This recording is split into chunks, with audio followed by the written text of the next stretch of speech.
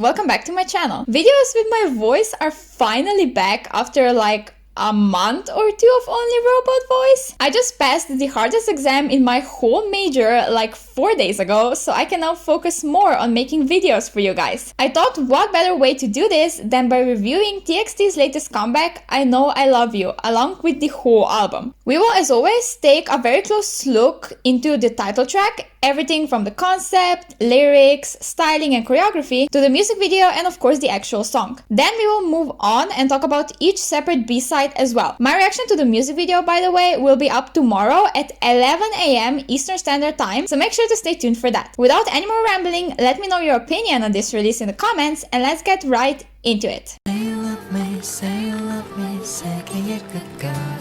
They really said let's go full on emo band vibes, huh? I was already mind blown by what I saw in the music video teasers, but now that I saw a whole thing, insanity in the most literal sense possible. I expected for this to be dark and not some Blue Hour 2.0 type of thing, but this dark? I didn't see it coming. The whole aesthetic is very raw, and although you could technically say it's that angry bad boy type of concept, it's also so much more than that. I don't know if that makes sense, but besides the fact that it is dark and very muted in its tones, it's also filled with emotions and genuinely heartbreaking story of so many people around the world. They use the darkness not to show off their eyeliner and leather jackets, but to show a dark side of life. A side of dealing with mental health and feeling like you're ready for everything to finally end so you're no longer in pain. I'm literally tearing up already and we haven't even started properly yet. Basically, this is a take on a dark boy group type of concept, but turned into an image that we literally never see in K-pop anymore. The last time I can remember seeing something like this was in BTS's I Need You, and that was 6 years ago. Literally 6. They didn't disappoint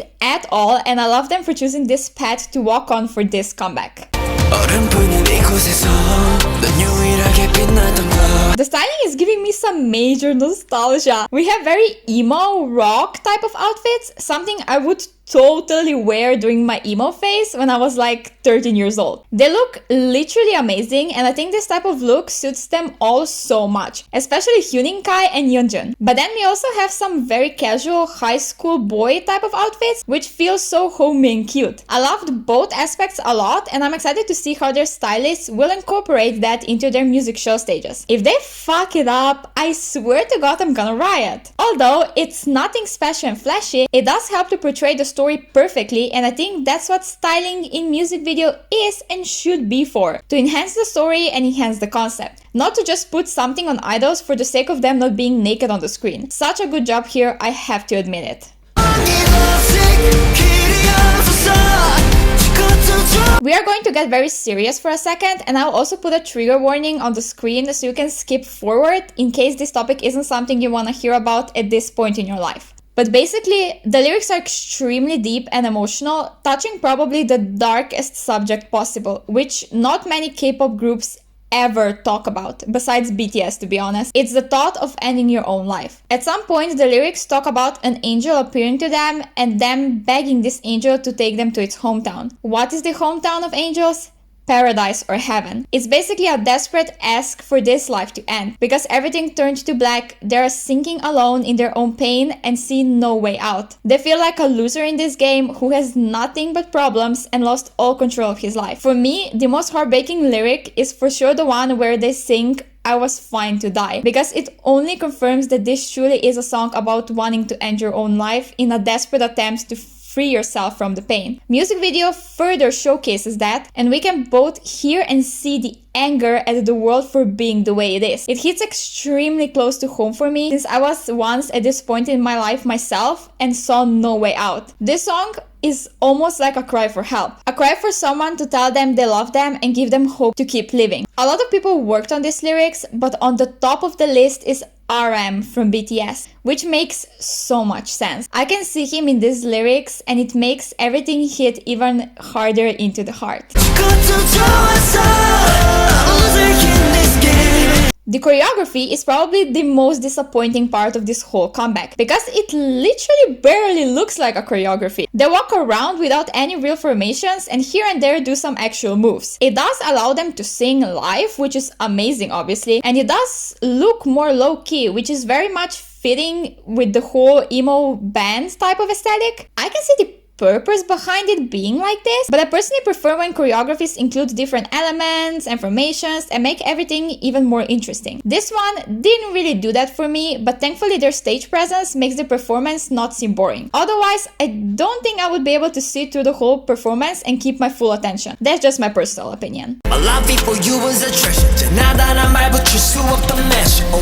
The music video is very raw and muted in its tones, which I already said, and is a complete opposite from what we saw in Blue Hour, their last comeback. But that's exactly what this music video needed to showcase the message of the song. We can all see 5 members struggling, mostly Yeonjun, with living in a very abusive household and trying to run away from it. We can see how all 5 of them come together and go onto a reckless adventure. They destroy a car, put a small inflatable pool in a huge empty pool, as well as at the end burn the whole car down instead of burning their clothes as they originally wanted to, which is basically their desperate attempt at regaining the control of their lives. Burning your clothes is also a very common symbol of moving on and leaving your past behind. Them not being able to do that and burning a car down instead is funny in the music video itself, but could signify that they are unable to move on just yet, that they are still stuck at where they are, hands down why Yeonjun wakes up in that same parking lot alone. It's either that he dreamt of being saved by the guys and being happy again, or this is a sign of him having to go back to his painful life because it's not the time for him to be saved yet. I have no idea, I'm literally dumb as fuck, but there is such a strong storyline in there that will become even more clear as I watch the music video many more times. All I can say is that it is absolutely amazing, stunning, and I couldn't be happier with it.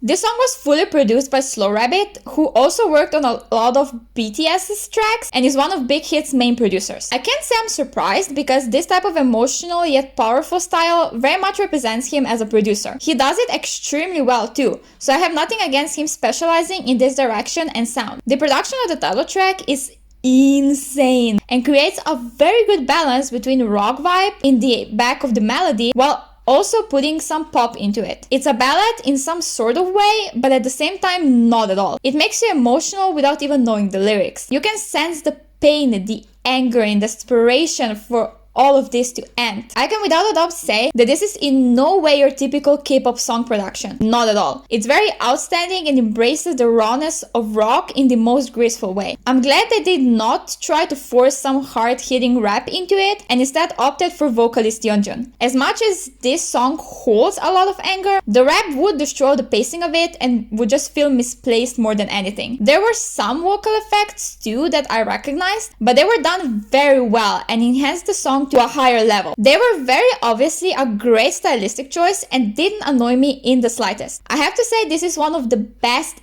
if not the best release of 2021 so far, and I doubt anything will surpass it anytime soon. We will have to wait and see, but this song truly has my whole heart. It made me fall in love with TXT in a whole new way, and I'm now even more thinking of standing them. 10 out of 10, obviously, you all know that by now.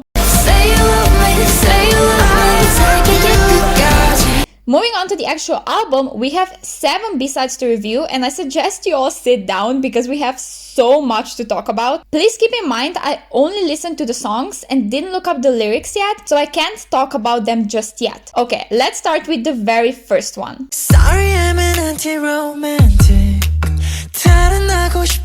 This song makes the whole fact I didn't see any lyrics yet very good because I feel like it would hurt me on a whole other level. The production does a pretty much the same thing to my soul as the title track, and I can feel the pain without even knowing what they're singing about. Just by the title though and some English lyrics that I could understand, I feel like I would relate to it a lot more than I probably want to. Once again, a song co-produced by Slow Rabbit, which only furthers my point on how good he is at making emotional yet powerful songs. 10 out of 10.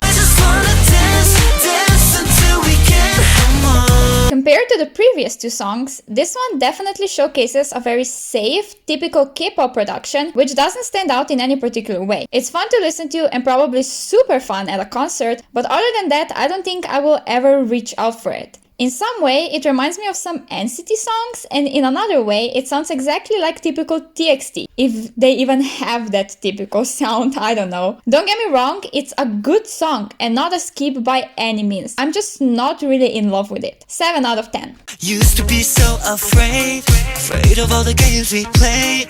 This is a very short and cute little song, fully in English, and I almost see it as a continuation of the title track storyline. Is it only in my head though? Because in the title track, they talk about being left alone and sinking in pain alone, begging for someone to say they love them and hold their hand. And in Magic, they seemed to have met someone who turned their world brighter and made them want to take that chance in life to heal and be happy again. I don't know, man, it just seems like it to me. I enjoy the simplicity of this track a lot, and I would definitely give it a 9 out of 10.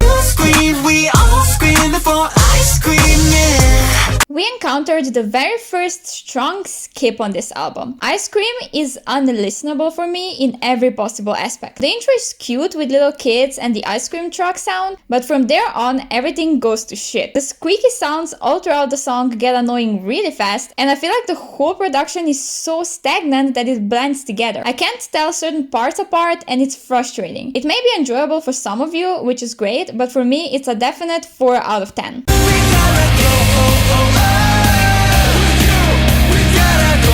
You're telling me Hyunin Kai produced this?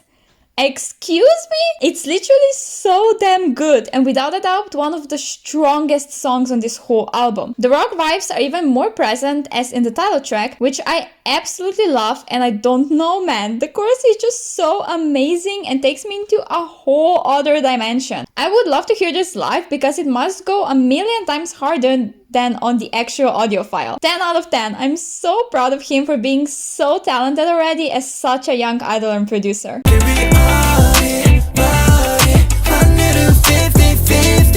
Oof, I can't wait to check out the lyrics to this song because I'm interested to see whether this in any way connects to their previous song, Puma, which is one of my all-time favorite TXT songs, by the way. If I assume from just the title, I think this is a continuation of that song or another aspect of the story we heard there. I love the production as well as the vocal effects they chose to use because they were very clever and gave the song even more interest. It's getting boring at this point, I know, believe me, but 10 out of 10 here as well, once again. This song is so powerful that it scares me. The vocal effects literally ripping your ears apart, but not in a bad way. In a way that showcases the anger this song contains once again. It's a completely different sound from everything else on this album, and although it's not my type of sound or something I would go back to, I can very confidently say that it objectively is amazing. It gave me goosebumps regardless of it not being my style. Therefore, I have to give it an 8 out of 10, or I would be lying to you all. It truly is such an impressive song coming from such a young group. They have amazing producers behind them, and I'm so glad they are able to show their potentials as artists fully. I usually don't have much of an issue picking who owned each separate era, no matter the group. But this time though, I can't pick.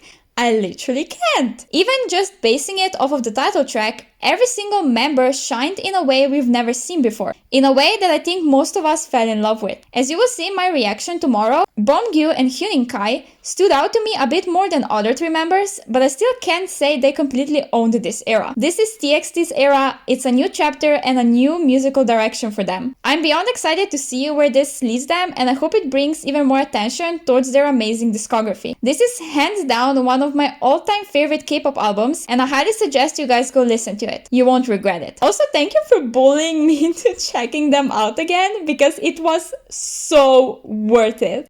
Anyways, this is all I have for today's video, and if you guys enjoyed it, don't forget to subscribe and turn on all notifications by clicking the little bell icon. Also, all my social media links are in the description, so you can follow me on there as well for even more K-pop content than you can get on just my YouTube channel. I will see you, as I said, again tomorrow with my reaction to the music video of this whole comeback thing. I don't even know what I'm talking about at this point because I've been filming for so long. Till then, bye bye, and I love you all so much.